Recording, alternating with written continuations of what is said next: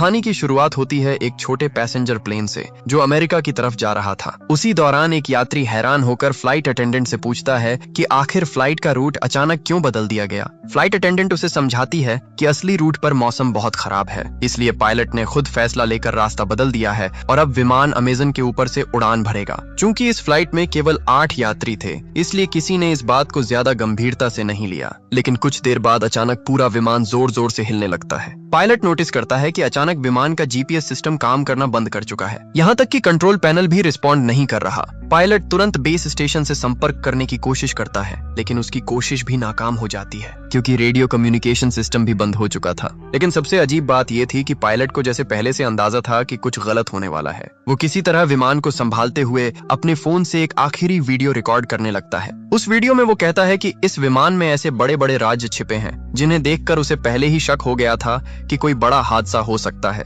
अब विमान तेजी से नीचे गिरने लगता है। सामने घना जंगल और ऊंचे पहाड़ दिखाई दे रहे थे। पायलट किसी तरह पेड़ों की शाखाओं का इस्तेमाल करके विमान की स्पीड कम करने की कोशिश करता है ताकि क्रैश का असर थोड़ा कम हो जाए। कई किलोमीटर तक घसीटने के बाद आखिरकार विमान रुक जाता है। यहाँ मौजूद लगभग सभी यात्री जिंदा बच जाते हैं, लेकिन फ्लाइट अटेंडेंट जिसने सीट बेल्ट नहीं पहनी थी वो मौके पर ही मर जाती है। अब सभी यात्री घबराकर एक दूसरे से चर्चा करने लगते हैं कि आखिर अब उन्हें क्या करना चाहिए। वो लोग पहले ये कंफर्म करते हैं कि फ्लाइट अटेंडेंट के अलावा किसी को कोई गंभीर चोट नहीं आई। इसके बाद 2 यात्री जल्दी से कॉकपिट में जाकर पायलट की हालत देखने लगते हैं, लेकिन वहां का दृश्य देखकर वो दंग रह जाते हैं। कुछ पेड़ों की बड़ी शाखाएं पायलट के सीने के आर पार हो चुकी थीं, फिर भी वो किसी तरह जिंदा था। दोनों यात्री धीरे धीरे सीट हटाने की कोशिश करते हैं ताकि पायलट ठीक से सांस ले सके। तभी अचानक विमान के बाहर आग लगने की आवाज आती है। सभी यात्री तुरंत विमान से बाहर निकल जाते हैं और आग बुझाने की कोशिश करने लगते हैं, क्योंकि अगर पूरा विमान जल गया तो रेस्क्यू टीम आने तक वो लोग रहेंगे कहाँ। कुछ समय बाद हालात थोड़े शांत होते हैं। अब सभी 8 यात्री एक साथ बैठकर समझने की कोशिश करते हैं क्या आखिर रूट बदलने के बाद वो अमेज़न के किस हिस्से में आ गए। किसी के फोन में कोई सिग्नल नहीं था, मतलब इस घने जंगल में सैटेलाइट फोन के बिना बाहर की दुनिया से संपर्क करना लगभग नामुमकिन था। ये जंगल सैकड़ों मील तक फैला हुआ था, यहाँ से पैदल निकलना भी असंभव जैसा था। सबसे बड़ी समस्या ये थी कि बाहर किसी को ये तक नहीं पता कि उनका विमान यहाँ क्रैश हुआ है, मतलब कोई उन्हें ढूंढने भी नहीं आएगा। तभी यात्रियों में से एक आदमी जिसका नाम जैक था सबका परिचय जानने की बात करता है। वो कहता है कि अगर सब एक दूसरे को समझेंगे तभी मिलकर सही फैसला ले पाएंगे कि आगे क्या करना है। जैक अपना परिचय देते हुए बताता है कि वो एक इंश्योरेंस इन्वेस्टिगेटर है। उसका काम लोगों को इंश्योरेंस फ्रॉड करने से रोकना है। वो अपना एक केस खत्म करके अमेरिका वापस लौट रहा था। इसके बाद दूसरा यात्री अपना नाम केविन बताता है। वो पेशे से एक डॉक्टर था। केविन बताता है कि कई साल डॉक्टर रहने के बाद उसने मेडिकल इक्विपमेंट का बिजनेस शुरू किया है और उसी काम से वो वापस अमेरिका जा रहा था। डॉक्टर केविन पायलट की हालत देखकर समझ जाता है कि उसकी वोकल कॉर्ड डैमेज हो चुकी है, इसलिए वो बोल नहीं पा रहा। लेकिन वही इकलौता इंसान था जो शायद उन्हें यहाँ से बाहर निकाल सकता था, इसलिए उसे हर हाल में बचाना जरूरी था। इसके बाद तीसरी यात्री अपना नाम क्रिस्टी बताती है। वो कहती है कि उसे दुनिया घूमना पसंद है और वो अपने ट्रैवल वीडियो सोशल मीडिया पर पोस्ट करती है, लेकिन जब उससे उसके अतीत के बारे में पूछा जाता है तो वो कुछ भी बताने से मना कर देती है। चौथा यात्री था कार्लोस। वो एक रेसलर था और मूल रूप से मेक्सिको का रहने वाला था। वो एक फाइटिंग प्रतियोगिता में हिस्सा लेने अमेरिका जा रहा था। इसके बाद एक युवा कपल अपना परिचय देता है। उनका नाम था डैनी और एमी। वो बताते हैं कि उनकी हाल ही में शादी हुई है और वो हनीमून के लिए अमेरिका जा रहे थे। आखिर में बचते हैं एक मिडिल एज कपल, डेविड और लीसा। वो अमेरिका के एक छोटे शहर में होटल चलाते थे, लेकिन डेविड की हार्ट सर्जरी के लिए वो बाहर जा रहे थे। इस तरह सभी लोग एक दूसरे के बारे में थोड़ा बहुत जान लेते हैं। अब उनके साथ था घायल पायलट जो बोलने की हालत में नहीं था। तभी जैक सबको सुझाव देता है कि सबसे पहले विमान में बचा सारा खाना और पानी इकट्ठा करके राशन की तरह बांटना चाहिए, ताकि उन्हें पता चल सके कि वो कितने दिन तक जिंदा रह सकते हैं। वो लोग चेक करते हैं और पता चलता है कि खाना और पानी ज्यादा से ज्यादा 3 दिन तक चल सकता है। इसके बाद जैक कहता है कि अगर बारिश या तूफान आया तो उन्हें विमान के अंदर शरण लेनी पड़ सकती है, इसलिए फ्लाइट अटेंडेंट की बॉडी को बाहर कहीं दूर रखना होगा ताकि विमान के अंदर जगह बनी रहे। सभी लोग मिलकर ये छोटे छोटे काम खत्म करते हैं। अब उनके सामने सबसे बड़ा सवाल था यहाँ से बाहर कैसे निकला जाए। अब जैक और बाकी सभी घायल पायलट के पास जाकर उससे पूछते हैं कि क्या विमान में कोई सैटेलाइट फोन मौजूद है जिससे वो बाहर मदद के लिए संपर्क कर सकें। साथ ही वो ये भी जानना चाहते थे कि आखिर विमान अपने असली रूट से हटकर इस जंगल में कैसे आ गया और बिना किसी खराब मौसम के अचानक क्रैश कैसे हो गया। पायलट कुछ बोलने की कोशिश करता है। ऐसा लग रहा था जैसे वो कोई बड़ा राज जानता हो, लेकिन बोल ना पाने की वजह से वो कुछ भी बता नहीं पाता। तभी जैक कहता है कि चूंकि केविन एक डॉक्टर है, इसलिए उसे पायलट का इलाज करना चाहिए, लेकिन केविन तुरंत मना कर देता है। वो कहता है कि पायलट को बचाने के लिए सर्जरी करनी पड़ेगी और इस जंगल में उसके पास ना तो सही मेडिकल उपकरण है और ना ही दवाइयाँ। अगर वो अभी सर्जरी करेगा तो शायद पायलट और जल्दी मर जाएगा। इसलिए सभी फैसला करते हैं कि फिलहाल पायलट के ठीक होने का इंतजार करना ही बेहतर होगा। उधर लीसा विमान से खाना निकालकर सभी में थोड़ा थोड़ा बांट देती है। खाना खाने के बाद सभी लोग उम्मीद करने लगते हैं कि शायद वो यहाँ से बाहर निकल पाएंगे। तभी क्रिस्टी पास के एक ऊंचे पहाड़ की तरफ देखते हुए कहती है कि शायद अगर वो लोग ऊपर चढ़ जाएं तो किसी फोन में सिग्नल आ सकता है, इसलिए उन्हें वहां जाकर कोशिश करनी चाहिए। लेकिन तब तक शाम हो चुकी थी, इसलिए सभी तय करते हैं कि अगली सुबह वो पहाड़ की तरफ जाएंगे। तभी पायलट की हालत अचानक और खराब होने लगती है। यहाँ तक कि केविन, जो अब तक कुछ नहीं कर रहा था, वो भी समझ जाता है कि अगर कुछ नहीं किया गया तो पायलट वैसे ही मर जाएगा, इसलिए वो रिस्क लेने का फैसला करता है। केविन कहता है कि वो इसी हालत में किसी तरह पायलट की सर्जरी करने की कोशिश करेगा।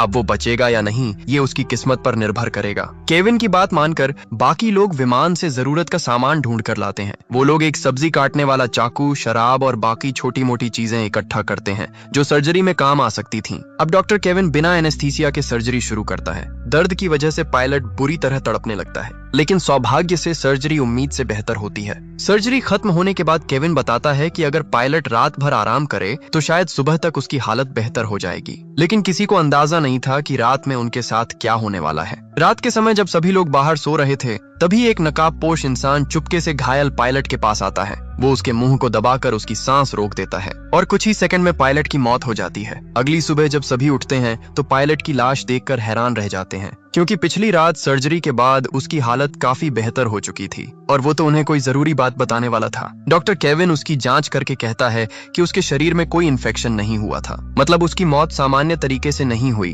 अब सभी लोग चर्चा करने लगते हैं कि रात में किसी को पायलट की निगरानी करनी चाहिए थी, लेकिन अब बहुत देर हो चुकी थी। आखिरकार वो लोग सोचते हैं कि शायद उसकी मौत चोटों की वजह से हुई होगी, इसलिए वो पायलट की बॉडी को भी फ्लाइट अटेंडेंट की बॉडी के पास एक पेड़ के नीचे रख आते हैं, ताकि अगर कभी कोई रेस्क्यू टीम यहाँ पहुंचे तो दोनों की बॉडी उनके परिवार तक पहुंचाई जा सके। लेकिन किसी का ध्यान नहीं जाता कि पायलट की जेब से उसका फोन नीचे गिर चुका था और डैनी चुपचाप वो फोन उठा लेता है। जब एमी उससे इसके बारे में पूछती है तो डैनी उसे किसी को कुछ न बताने के लिए कहता है, क्योंकि अब उसे किसी पर भरोसा नहीं रहा था। इसके बाद डैनी अकेले पायलट की बॉडी के पास जाता है और उसका एक उंगली काट लेता है ताकि फिंगरप्रिंट से फोन अनलॉक किया जा सके। उधर मिडिल एज कपल डेविड और लीसा आपस में बात कर रहे होते हैं। लीसा अपने पति से कहती है कि उसे नहीं लगता पायलट की मौत सामान्य थी। वो पहले एक अस्पताल में नर्स रह चुकी थी और उसने एक बार एक मरीज को दम घुटने से मरते देखा था। लीसा बताती है कि पायलट का चेहरा भी उसी मरीज की तरह काला पड़ गया था, मतलब किसी ने जानबूझकर उसकी सांस रोकी थी। लेकिन उसने ये बात बाकी लोगों को नहीं बताई, क्योंकि साफ था कि उन 8 लोगों में से ही कोई एक कातिल था। डेविड हैरान होकर पूछता है कि आखिर कोई यात्री पायलट को क्यों मारेगा, लेकिन लीसा कहती है कि अब उन्हें ये पता लगाना होगा और अब से उन्हें बहुत सावधान रहना होगा। उन्हें खुद के अलावा किसी पर भरोसा नहीं करना चाहिए। इसी दौरान लीसा को अचानक महसूस होता है कि कोई उनकी बातें सुन रहा है, इसलिए वो तुरंत बात करना बंद कर देती है। उधर ट्रैवलर क्रिस्टी एमी के पास आकर कहती है कि उसे पता है कि डैनी और एमी असल में हनीमून पर नहीं जा रहे। अब एमी सच बता देती है। वो कहती है कि वो एक अमीर बिजनेसमैन की बेटी है और डैनी उसके घर का ड्राइवर था, लेकिन दोनों एक दूसरे से प्यार करने लगे और जब उन्हें लगा कि उनका परिवार इस रिश्ते को कभी स्वीकार नहीं करेगा, तब दोनों घर छोड़कर अमेरिका भाग रहे थे। क्रिस्टी समझ जाती है कि उन्होंने बाकी लोगों से झूठ बोला था ताकि कोई उन्हें शक की नजर से न देखे। उधर कार्लोस सबको एक अच्छी खबर देता है। उसे विमान के मलबे में एक जीपीएस डिवाइस मिली थी। वो कहता है कि अगर वो इस डिवाइस को पास के पहाड़ की चोटी तक ले जाकर एक्टिवेट कर दे तो शायद मदद मिल सकती है। उसका सिग्नल बहुत दूर तक जाएगा। साथ ही कार्लोस कहता है कि डिवाइस जितनी खराब हुई है वो उसे अगले दिन तक ठीक कर देगा। ये सुनकर सभी थोड़ी राहत की सांस लेते हैं, क्योंकि आखिरकार उन्हें बाहर निकलने की एक उम्मीद दिखाई देने लगी थी। कार्लोस बताता है कि उसके पिता पहले इलेक्ट्रिशियन थे और उसने उन्हीं से ये सब काम सीखा था, लेकिन वो खुद एक फाइटर बनना चाहता था, इसलिए उसने अपने पिता का काम छोड़ दिया। तभी जैक कहता है कि ठीक है, आज कार्लोस जीपीएस डिवाइस ठीक करेगा और कल सुबह सभी पहाड़ पर चढ़कर उसे एक्टिवेट करेंगे। लेकिन तभी लीसा एक बुरी खबर देती है। वो बताती है कि उनका खाना चोरी हो गया है। हालांकि उन्हें यहाँ फंसे सिर्फ एक दिन हुआ था। जो खाना 3 दिन तक चलना था वो लगभग खत्म हो चुका था। अब जैक और क्रिस्टी तुरंत विमान के अंदर जाकर जांच करने लगते हैं कि आखिर खाना किसने चुराया। उन्हें समझ आ जाता है कि किसी ने जानबूझकर राशन खत्म किया है। इसी दौरान जैक नोटिस करता है कि क्रिस्टी बहुत प्रोफेशनल तरीके से जांच कर रही है। तब वो कहता है कि वो कोई साधारण ट्रैवलर नहीं हो सकती, क्योंकि आम इंसान इस तरह जांच नहीं करता। तब आखिरकार क्रिस्टी सच बताती है। वो असल में एक रिपोर्टर थी जो अलग अलग देशों में जाकर गैंग्स और अपराधियों का पर्दाफाश करती थी। इसीलिए उसने अपने बारे में झूठ बोला था, ताकि अगर यात्रियों में कोई अपराधी हो तो वो उस पर हमला ना करे। मतलब वहां मौजूद हर इंसान अपने अतीत के बारे में कुछ न कुछ छिपा रहा था। अब क्योंकि उनके पास खाने और पानी की कमी हो चुकी थी, इसलिए कार्लोस को जीपीएस डिवाइस ठीक करने के लिए छोड़कर बाकी सभी लोग जंगल में खाने और पानी की तलाश में निकल पड़ते हैं। चलते चलते उन्हें रास्ते में नीले रंग के कुछ मशरूम दिखाई देते हैं। क्रिस्टी अपने रिपोर्टिंग अनुभव से तुरंत समझ जाती है कि ये जहरीले मशरूम हैं और इन्हें खाने से कुछ घंटों में इंसान की मौत हो सकती है। वो सभी को चेतावनी देती है कि कोई भी गलती से इन्हें हाथ न लगाए। साथ ही वो ये भी बताती है कि ऐसे मशरूम आमतौर पर गीली जगहों पर उगते हैं, मतलब आसपास कहीं पानी का बड़ा स्रोत जरूर होगा। थोड़ा आगे बढ़ने पर उन्हें सच में एक तालाब मिल जाता है, लेकिन वहाँ का पानी साफ नहीं था, इसलिए उसे पीने लायक बनाने का तरीका ढूंढना जरूरी था। तभी अचानक पीछे से गोली चलने की आवाज आती है। सभी लोग डरकर पीछे दौड़ते हैं। वहां पहुंचकर वो देखते हैं कि डेविड ने अपनी बंदूक से एक बंदर का शिकार किया है, ताकि वो लोग उसे खाकर अपना पेट भर सकें। असल में डेविड और लीसा के पास एक बंदूक थी जिसके बारे में उन्होंने किसी को नहीं बताया था। लीसा कहती है कि वो लोग किसी को डराना नहीं चाहते थे, इसलिए उन्होंने ये बात छुपाई। अब डेविड के शिकार किए हुए बंदर को पकाकर सभी लोग रात का खाना खाते हैं। उधर क्रिस्टी और जैक मिलकर तालाब के पानी को साफ करने का तरीका भी निकाल लेते हैं। इस तरह कम से कम आज के लिए खाने और पानी की समस्या खत्म हो जाती है। लेकिन एमी बंदर का मांस नहीं खा पाती, इसलिए उसका हिस्सा खराब ना हो, इसके लिए डेविड खुद उसका खाना भी खा लेता है। खाना खत्म होने के बाद जैक सभी से पूछता है कि क्या किसी और के पास भी डेविड और लीसा की तरह कोई खतरनाक चीज छुपी हुई है, क्योंकि अब हर किसी को सब कुछ जानने का हक था। तब कार्लोस अपना बैग खोलकर दिखाता है। उसके पास सिर्फ उसका फाइटिंग मास्क था, जो उसकी फाइटर पहचान को रिप्रेजेंट करता था। साथ ही वो कहता है कि कल वो लोग जीपीएस डिवाइस के जरिए मदद के लिए सिग्नल भेज देंगे, इसलिए फिलहाल उन्हें एक दूसरे से डरने की जरूरत नहीं है। लेकिन उसी रात जब सभी लोग सो रहे थे, अचानक डेविड की तबीयत खराब होने लगती है और दूर अंधेरे में कोई इंसान छिपकर ये सब देख रहा था। अब वही रहस्यमयी इंसान अपना सैटेलाइट फोन निकालता है और किसी लड़की को कॉल करता है। वो कहता है कि उनका प्लान अब तक पूरी तरह सफल रहा है और वो इसे और तेजी से आगे बढ़ाएगा। मतलब उन यात्रियों में से किसी एक के पास सैटेलाइट फोन मौजूद था, लेकिन उसने जानबूझकर उसे सबसे छुपा रखा था और शायद वही शुरू से ये सब कर रहा था। लेकिन क्यों, ये अभी भी एक बड़ा रहस्य था। अगली सुबह सभी लोग लीसा के रोने की आवाज सुनकर जागते हैं, क्योंकि रात में डेविड की मौत हो चुकी थी। डॉक्टर केविन उसकी जांच करके बताता है कि उसके मुंह से झाग निकल रहा है,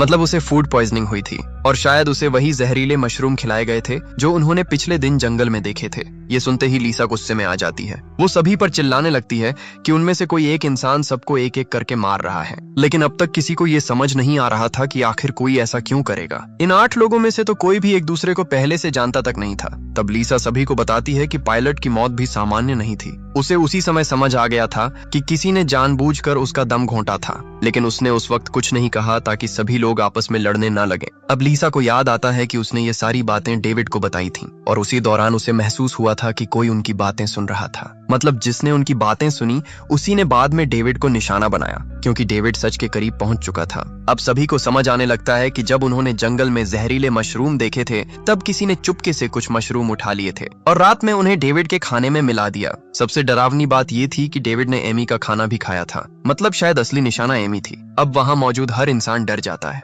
क्योंकि अगर उनमें से कोई एक कातिल है तो हर किसी की जान खतरे में थी। ऊपर से विमान का अचानक क्रैश होना, फिर एक एक करके लोगों का मरना, ये सब साफ इशारा कर रहा था कि ये कोई हादसा नहीं बल्कि पहले से बनाई गई योजना थी। अब सभी लोग अलग अलग रहने लगते हैं, क्योंकि कोई भी किसी पर भरोसा नहीं कर पा रहा था। उधर डैनी एमी को पायलट का फोन दिखाता है, जिसे उसने पहले छुपा लिया था। उस फोन में पायलट की आखिरी वीडियो रिकॉर्डिंग मौजूद थी। वीडियो में पायलट खुद कह रहा था कि विमान में कोई बहुत बड़ा राज छुपा हुआ है और विमान को जानबूझकर क्रैश करवाया गया है। डैनी और एमी वो वीडियो बाकी सभी को भी दिखा देते हैं। अब सभी पूरी तरह यकीन कर लेते हैं कि यहाँ सच में कोई बड़ा खेल चल रहा है और पिछले दोनों लोगों की मौत महज हादसा नहीं थी। इसी दौरान कार्लोस बताता है कि उसने आखिरकार जीपीएस डिवाइस ठीक कर ली है। अब उन्हें सिर्फ पहाड़ की चोटी तक पहुंचकर उसे एक्टिवेट करना था। लेकिन अब कोई किसी पर भरोसा नहीं कर रहा था, क्योंकि अगर असली कातिल उनके बीच मौजूद था तो वो कभी नहीं चाहेगा कि मदद पहुंचे। अगर जीपीएस चालू हो गया तो सभी लोग यहाँ से बच निकलेंगे। अब सभी चर्चा करने लगते हैं कि पहाड़ पर कौन जाएगा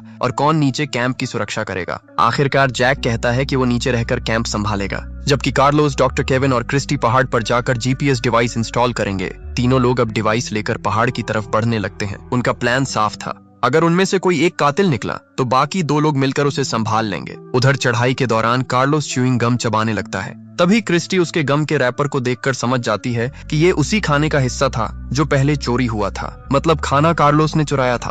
अब क्रिस्टी के मन में शक पैदा होने लगता है कि शायद वही असली कातिल भी हो सकता है, लेकिन वो अभी किसी को कुछ नहीं बताती। वो चुपचाप कार्लोस पर नजर रखने लगती है। साथ ही सावधानी के लिए वो जीपीएस डिवाइस भी कार्लोस से लेकर खुद संभाल लेती है, क्योंकि उसे डर था कि कहीं कार्लोस डिवाइस को नुकसान न पहुंचा दे। अब तीनों धीरे धीरे पहाड़ की चोटी की तरफ बढ़ते रहते हैं। कई घंटों की मुश्किल चढ़ाई के बाद आखिरकार वो लोग ऊपर पहुंच जाते हैं, लेकिन तभी अचानक क्रिस्टी का पैर फिसल जाता है और वो पहाड़ के किनारे से नीचे लटक जाती है। सबसे खतरनाक बात ये थी कि जीपीएस डिवाइस भी किनारे के पास गिर चुकी थी। अगर वो डिवाइस नीचे गिर जाती तो यहाँ से बाहर निकलने की उनकी आखिरी उम्मीद खत्म हो जाती। इसलिए अपनी जान जोखिम में डालकर क्रिस्टी सबसे पहले डिवाइस पकड़ लेती है। उधर कार्लोस और केविन अपनी जान की परवाह किए बिना क्रिस्टी को ऊपर खींचने लगते हैं और आखिरकार वो दोनों मिलकर क्रिस्टी और डिवाइस दोनों को बचा लेते हैं। इस घटना के बाद तीनों के बीच थोड़ा भरोसा बनने लगता है, क्योंकि अगर उनमें से कोई कातिल होता तो वो आसानी से बाकी लोगों को मरने के लिए छोड़ सकता था, लेकिन उन्होंने एक दूसरे की जान बचाई।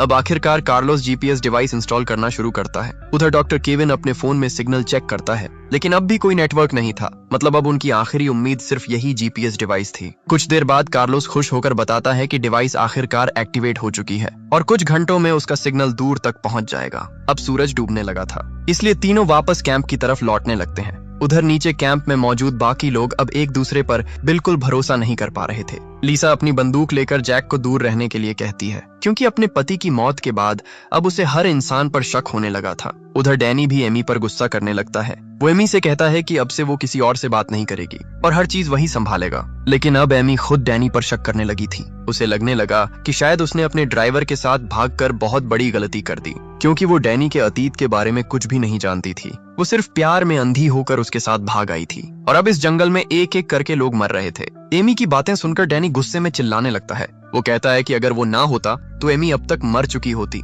डैनी का ये रूप देखकर एमी डर जाती है, क्योंकि उसने पहले कभी उसे इतना गुस्से में नहीं देखा था। अब उसे अपने फैसले पर पछतावा होने लगता है। इसी बीच नीचे मौजूद चारों लोग एक दूसरे को शक की नजर से देखते रहते हैं। कुछ देर बाद पहाड़ से लौटकर कार्लोस, केविन और क्रिस्टी वापस कैंप पहुंचते हैं। वो बताते हैं कि जीपीएस डिवाइस सही तरीके से एक्टिवेट हो चुकी है और अगर किस्मत अच्छी रही तो अगले दिन तक कोई ना कोई रेस्क्यू टीम वहां पहुंच जाएगी। अब बचे हुए 7 लोग अजीब खामोशी में रात का खाना खाते हैं। हर कोई बस यही सोच रहा था कि किसी तरह उन्हें सिर्फ अगली सुबह तक जिंदा रहना है। रात होते ही सभी सो जाते हैं, लेकिन कार्लोस अकेले अपनी फाइटिंग प्रैक्टिस शुरू कर देता है। वो अपनी प्रतियोगिता के लिए तैयारी पूरी करना चाहता था। कार्लोस अपने सपनों को लेकर इतना जुनूनी था कि इस भयानक हालत में भी उसका ध्यान सिर्फ प्रैक्टिस पर था। इसी वजह से उसने पहले खाना भी चुराया था ताकि उसकी डाइट खराब ना हो। लेकिन तभी अचानक कार्लोस देखता है कि सामने अंधेरे में कोई काले कपड़ों में खड़ा है और सबसे डरावनी बात यह थी कि उस इंसान ने कार्लोस का फाइटिंग मास्क पहन रखा था। कुछ समझ पाता उससे पहले ही वो रहस्यमय इंसान कार्लोस पर चाकू से हमला कर देता है और कुछ ही सेकंड में कार्लोस की हत्या हो जाती है। अगली सुबह जब सभी उठते हैं तो कार्लोस कहीं दिखाई नहीं देता।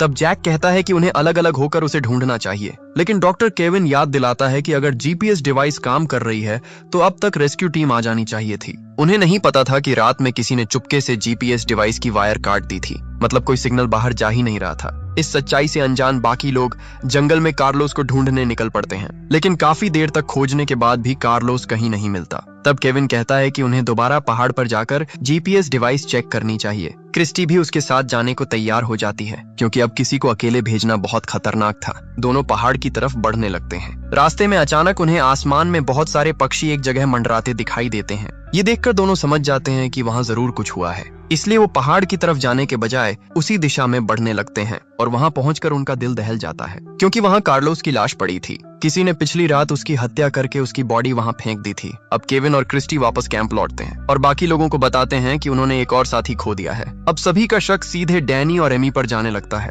क्योंकि पिछली रात कार्लोस उन्हीं दोनों के सबसे पास सोया था। हालांकि डैनी समझाने की कोशिश करता है कि वो ऐसा क्यों करेगा, लेकिन अब हर किसी के दिमाग में एक ही सवाल घूम रहा था, अगर उनमें से कोई एक कातिल है तो आखिर उसका मकसद क्या है। वो एक एक करके सबको क्यों मार रहा है। तभी लीसा बताती है कि पिछली रात उसकी बंदूक की सारी गोलियां चोरी हो गईं। उसके पास अब सिर्फ एक आखिरी गोली बची थी जो उसकी जेब में थी। ये सुनकर केविन कहता है कि जब उसने डैनी का इलाज किया था तब उसने उसकी पीठ पर एक टैटू देखा था, और ऐसा टैटू आमतौर पर गैंग के लोग बनवाते हैं। मतलब डैनी किसी गैंग से जुड़ा हो सकता है। ऊपर से एमी भी उसके अतीत के बारे में कुछ नहीं जानती थी, इसलिए शक और बढ़ जाता है। लेकिन डैनी कहता है कि वो टैटू उसने खुद नहीं बनवाया था, उसे झूठे केस में जेल भेजा गया था और वहाँ गैंग के लोगों ने जबरदस्ती उसके शरीर पर वो टैटू बना दिया। वो कहता है कि जेल से निकलने के बाद उसने अपनी जिंदगी बदलने की कोशिश की और तभी उसे एमी के घर ड्राइवर की नौकरी मिली। वहीं उसे एमी से प्यार हो गया। डैनी साफ कहता है कि वो अपराधी नहीं है और वो ये सब नहीं कर रहा। साथ ही वो एमी को ये भी बताता है कि शुरुआत में वो उसके पैसों की तरफ आकर्षित हुआ था, लेकिन बाद में उसे सच में एमी से प्यार हो गया और अब वो उसे बचाने के लिए कुछ भी कर सकता है। इसी दौरान शाम हो जाती है और अचानक जंगल में तेज तूफान और भारी बारिश शुरू हो जाती है। सभी लोग भागकर वापस विमान के अंदर आ जाते हैं, लेकिन तभी उन्हें आखिरकार वो चीज दिखाई देती है जिसकी वजह से शायद ये सब हो रहा था। बारिश के कारण विमान की छत का एक हिस्सा टूट जाता है और वहां से कई बड़े बैग नीचे गिरते हैं। जब जैक छत हटाकर ठीक से देखता है तो सभी दंग रह जाते हैं, क्योंकि उन बैग्स के अंदर सफेद रंग के कई पैकेट भरे हुए थे। सभी तुरंत समझ जाते हैं कि ये ड्रग्स हैं और उनकी कीमत करोड़ों में होगी। अब धीरे धीरे सारी बातें साफ होने लगती हैं। एयरलाइन असल में सामान्य यात्रियों की आड़ में ड्रग्स की तस्करी कर रही थी। शायद इसी वजह से उनकी फ्लाइट टिकट बाकी फ्लाइट से इतनी सस्ती थी। अब डैनी, जिसने पहले गैंग के साथ काम किया था, वो तुरंत पहचान जाता है कि ये बहुत बड़ा ड्रग ऑपरेशन है। उसे समझ आ जाता है कि शायद एयरलाइन का राज किसी तरह लीक हो गया था और इसलिए विमान को जानबूझकर इस जंगल में क्रैश करवाया गया। अब सभी ये समझ जाते हैं कि उनके बीच मौजूद कातिल शायद इन ड्रग्स पर कब्जा करना चाहता था, लेकिन फिर भी कई सवाल बाकी थे। अगर मकसद सिर्फ ड्रग्स हासिल करना था तो फिर बाकी लोगों को मारने की क्या जरूरत थी। इसी बीच अचानक एमी डरकर विमान से बाहर भाग जाती है। उसे लगता है कि जिसने भी ये सब किया है वो अब उन्हें भी मार देगा। तब डैनी तुरंत उसके पीछे भागता है। उधर केविन कहता है कि किसी को अकेले बाहर नहीं जाना चाहिए। इसके बाद लीसा भी बंदूक लेकर एमी को ढूंढने बाहर निकलती है। बाहर तेज बारिश और तूफान की वजह से कुछ भी साफ सुनाई नहीं दे रहा था। लीसा जंगल में एमी को ढूंढ रही होती है। तभी पीछे से वही रहस्यमयी कातिल उस पर हमला कर देता है। वो चाकू से लीसा पर कई वार करता है। मरने से पहले लीसा उसकी नकाब हटाने की कोशिश करती है ताकि उसका चेहरा देख सके, लेकिन वो सफल नहीं हो पाती और कुछ ही पलों में लीसा की भी मौत हो जाती है। अगली सुबह जब बाकी लोग लीसा की लाश देखते हैं तो सभी पूरी तरह टूट जाते हैं। उन्होंने लाख कोशिश की, लेकिन कातिल बार बार किसी न किसी को मार रहा था। अब वहाँ मौजूद हर इंसान दूसरे पर शक करने लगता है, लेकिन किसी के पास कोई पक्का सबूत नहीं था। तभी अचानक क्रिस्टी अपनी बंदूक जैक की तरफ तान देती है। वो कहती है कि उसे जैक के सामान से लीसा की बंदूक की चोरी हुई गोलियां मिली हैं, मतलब जैक ही असली कातिल हो सकता है। लेकिन क्रिस्टी के पास सिर्फ यही सबूत नहीं था, उसे जैक के बैग से एक सैटेलाइट फोन भी मिला था। अब क्रिस्टी पूरी तरह यकीन कर चुकी थी कि जैक ही ये सब कर रहा है। हालांकि जैक खुद को बेगुनाह बताता है। वो कहता है कि हाँ, उसने लीसा की बंदूक से गोलियां निकाली थीं, लेकिन उसने ऐसा इसलिए किया क्योंकि उसे लगा था कि लीसा ही कातिल है। वो सिर्फ बाकी लोगों की सुरक्षा चाहता था, लेकिन सैटेलाइट फोन उसका नहीं था। जैक कहता है कि असली कातिल ने ही उसे फंसाने के लिए वो फोन उसके बैग में रखा है। तभी केविन जल्दी से कहता है कि उन्हें उस सैटेलाइट फोन से तुरंत मदद मांगनी चाहिए, लेकिन क्रिस्टी बताती है कि वो पहले ही कोशिश कर चुकी है। फोन में एक पासवर्ड लगा हुआ है और बिना पासवर्ड के वो इस्तेमाल नहीं हो सकता। अब क्योंकि फोन जैक के बैग से मिला था, इसलिए सभी को लगता है कि पासवर्ड सिर्फ जैक को ही पता होगा। लेकिन जैक बार बार कहता है कि फोन उसका नहीं है और उसे कोई पासवर्ड नहीं पता। अब डैनी गुस्से में जैक पर हमला कर देता है, लेकिन केविन उसे रोकते हुए कहता है कि अगर उन्होंने जैक को मार दिया तो फिर फोन कभी अनलॉक नहीं होगा और तब वो लोग यहाँ से बाहर नहीं निकल पाएंगे। इसलिए फिलहाल जैक को जिंदा रखना जरूरी था। इसके बाद वो लोग जैक को बांध देते हैं। अब बचे हुए 4 लोग फैसला करते हैं कि किसी को जैक से सच उगलवाना होगा और आखिरकार ये जिम्मेदारी डॉक्टर केविन को दी जाती है। केविन जैक के पास जाकर एक बार फिर उससे पासवर्ड पूछता है, लेकिन जैक फिर वही कहता है कि उसे कुछ नहीं पता। अब मजबूर होकर केविन उसे टॉर्चर करना शुरू कर देता है। वो उसके नाखून उखाड़ने लगता है। उधर उसी समय क्रिस्टी, डैनी और एमी पहाड़ पर लगे जीपीएस डिवाइस को चेक करने निकलते हैं। वहां पहुंचकर वो लोग देखकर दंग रह जाते हैं, क्योंकि किसी ने जीपीएस डिवाइस की वायर निकाल दी थी। मतलब इतने समय से कोई सिग्नल बाहर जा ही नहीं रहा था। अब क्रिस्टी जल्दी से वायर वापस जोड़ती है और आखिरकार जीपीएस डिवाइस दोबारा चालू हो जाती है। अब उनकी लोकेशन अमेरिका तक पहुंच जाती है, जहां लोग कई दिनों से उस लापता विमान को खोजने की कोशिश कर रहे थे। लेकिन समस्या ये थी कि लोकेशन अमेजन जंगल के उस हिस्से में थी जो अमेरिका की सीमा के बाहर आता था। ऊपर से एयरलाइन भी अमेरिकी रजिस्टर्ड नहीं थी, इसलिए अमेरिकी सेना वहां सीधे नहीं जा सकती थी। इसी दौरान एक सरकारी इन्वेस्टिगेटर जिसका नाम क्लेयर था एयरलाइन के ऑफिस पहुंचती है। वो कंपनी के खिलाफ जांच शुरू करने का आदेश देती है क्योंकि उनका एक विमान कई दिनों से गायब था और कंपनी ने इस बारे में किसी को कोई जानकारी नहीं दी थी। लेकिन एयरलाइन की मैनेजर कोरा मुस्कुराते हुए कहती है कि वो आराम से जांच कर सकती है क्योंकि विमान अमेरिका के बाहर क्रैश हुआ है और वहां सिर्फ मैक्सिकन आर्मी ही जा सकती है। इसी दौरान एक बड़ा खुलासा होता है। वो इन्वेस्टिगेटर क्लेयर असल में जैक की पत्नी थी और जैक एयरलाइन के खिलाफ एक गुप्त मिशन पर गया था। वो इस पूरी ड्रग तस्करी की जांच कर रहा था, इसीलिए क्लेयर अब उसे ढूंढने की कोशिश कर रही थी। इस खुलासे के बाद एक बात साफ हो जाती है, जैक असली कातिल नहीं हो सकता, लेकिन जंगल में मौजूद बाकी लोग अभी भी उसी पर शक कर रहे थे। उधर जंगल में क्रिस्टी अकेले जैक के पास आती है। अब उसे भी लगने लगा था कि शायद जैक को फंसाया जा रहा है। जैक उसे समझाता है कि अगर वो सच में कातिल होता तो वो सिर्फ गोलियां नहीं बल्कि पूरी बंदूक चुरा लेता और फिर बाकी लोगों को आसानी से मार सकता था, लेकिन उसने ऐसा नहीं किया। क्रिस्टी को उसकी बात सही लगती है, इसलिए वो चुपचाप जैक की रस्सियां खोल देती है और उसे वहां से भाग जाने के लिए कहती है ताकि बाकी लोग उसे दोबारा टॉर्चर ना कर सकें। अगली सुबह जब बाकी लोग देखते हैं कि जैक गायब है तो वो हैरान रह जाते हैं। क्रिस्टी ऐसे व्यवहार करती है जैसे उसे कुछ पता ही ना हो, लेकिन डैनी और एमी डर जाते हैं क्योंकि अगर जैक सच में कातिल हुआ तो अब वो आजाद था और वो किसी से भी बदला ले सकता था, खास तौर पर केविन से, जिसने पिछली रात उसे बुरी तरह टॉर्चर किया था। अब केविन खुद डरने लगता है। तभी डैनी फैसला करता है कि वो एमी को लेकर बाकी लोगों से अलग हो जाएगा क्योंकि अब उसे किसी पर भरोसा नहीं था।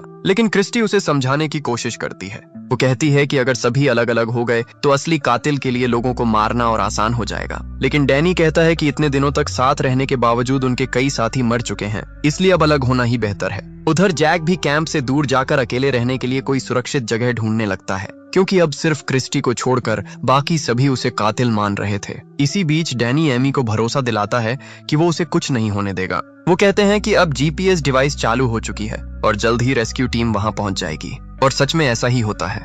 मैक्सिकन आर्मी को आखिरकार उनका सिग्नल मिल जाता है। अब सेना की एक टीम हेलीकॉप्टर लेकर अमेज़न जंगल की तरफ रवाना हो जाती है। उधर जंगल में डैनी और एमी एक साथ बैठे हुए थे जबकि बाकी लोग अलग अलग दिशाओं में चले गए थे। तभी अचानक पूरे जंगल में कई गोलियों की आवाज गूंजती है। ये आवाज सुनकर बाकी सभी लोग तेजी से वापस कैंप की तरफ दौड़ते हैं, लेकिन वहां पहुंचकर उनके होश उड़ जाते हैं क्योंकि डैनी और एमी दोनों जमीन पर पड़े थे। किसी ने पीछे से गोली मारकर दोनों की हत्या कर दी थी। अब जंगल में सिर्फ 3 लोग बचे थे, क्रिस्टी, डॉक्टर केविन और जैक। तीनों एक दूसरे को शक भरी नजरों से देखने लगते हैं क्योंकि अब साफ था कि असली कातिल इन्हीं 3 लोगों में से कोई एक है, वही इंसान जिसने शुरू से एक एक करके सबको मारा। उधर दूसरी तरफ सेना का हेलीकॉप्टर भी धीरे धीरे उसी लोकेशन की तरफ बढ़ रहा था। आगे की कहानी में और भी बड़े ट्विस्ट सामने आएंगे जहां पता चलेगा कि असली कातिल कौन है और आखिर इस पूरे प्लेन क्रैश के पीछे असली मास्टरमाइंड कौन था। बाकी कहानी देखेंगे अगले पार्ट में।